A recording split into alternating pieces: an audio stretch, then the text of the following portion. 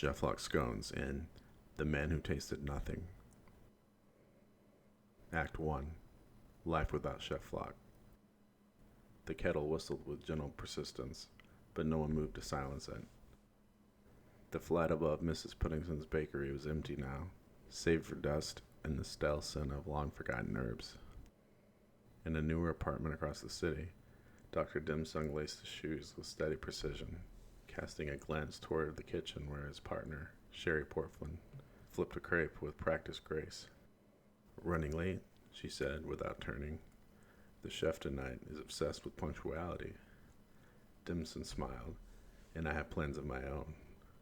He checked his coat pocket for the small velvet box.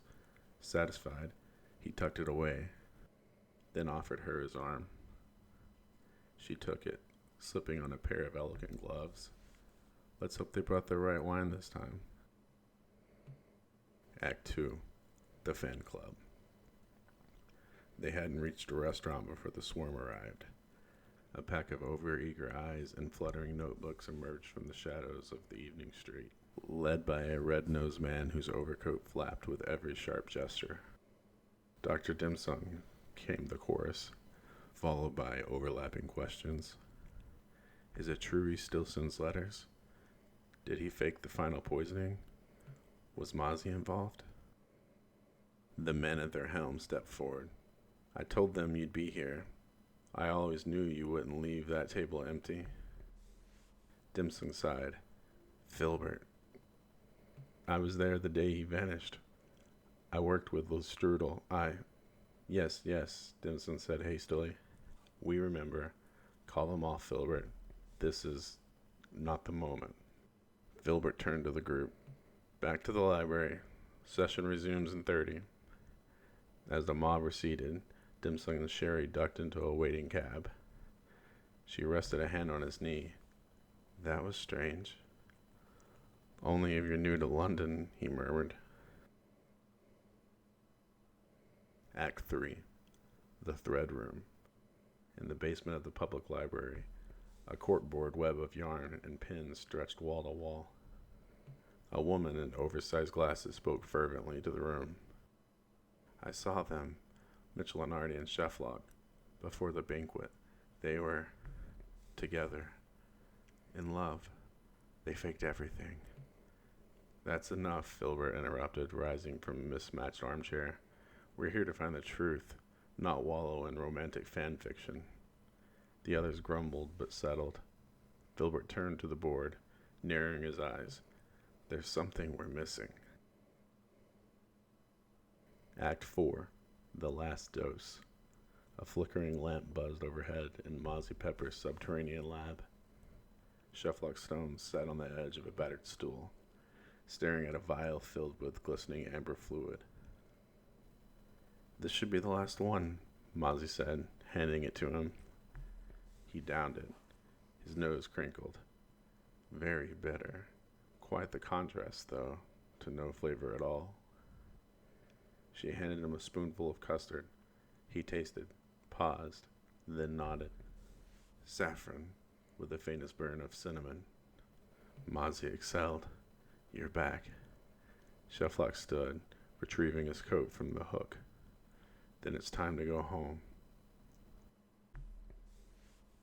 Act 5. Return to Baker's Row. The familiar creak of the stairwell was unchanged, but the door at the top was ajar, and the room beyond was bare.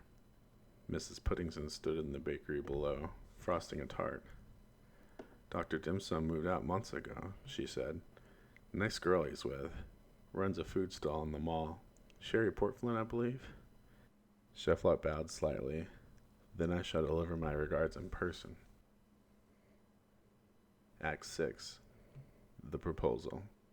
The restaurant was candlelit, tasteful, and precisely the kind of place Dim Sum would have chosen for such an evening. As he knelt to present the ring, the words just reaching his lips, a slow clap echoed from the doorway. "Bravo," Chef Lock intoned, stepping into view. Dim Sum froze. Sherry blinked. "Who?" Chef Lock approached calmly, his eyes taking in every detail of the moment. A bold vintage for such a tender question. I approve. Cheflock, Dim Sum said, his voice tight. You vanished. I mourned you. And now you show up at this moment? Cheflock tilted his head. I thought a celebration warranted my presence. Dim Sum stood slowly, slipping the ring back into his pocket. We'll talk. Later. Sherry watched them both with neutral expression. So you're the famous Cheflock Scones. Only occasionally, he replied. Act 7. A new quiet. The hot dog cart hissed gently on the corner of Barley Street. A man in a stained apron stood behind it, expression vacant. He handed over buns and mustard with silent precision. Few recognized him now. Mitchell Lenardi's eyes stared at nothing, the cart's umbrella shading him from the sun he didn't notice. No longer a shadow king, just a vendor of meat. And somewhere else, in a flat slowly refilling with the scent of simmering stock and the scratch of pen on paper, Cheflock Scones opened a fresh notebook. The game, it seemed, was once again afoot.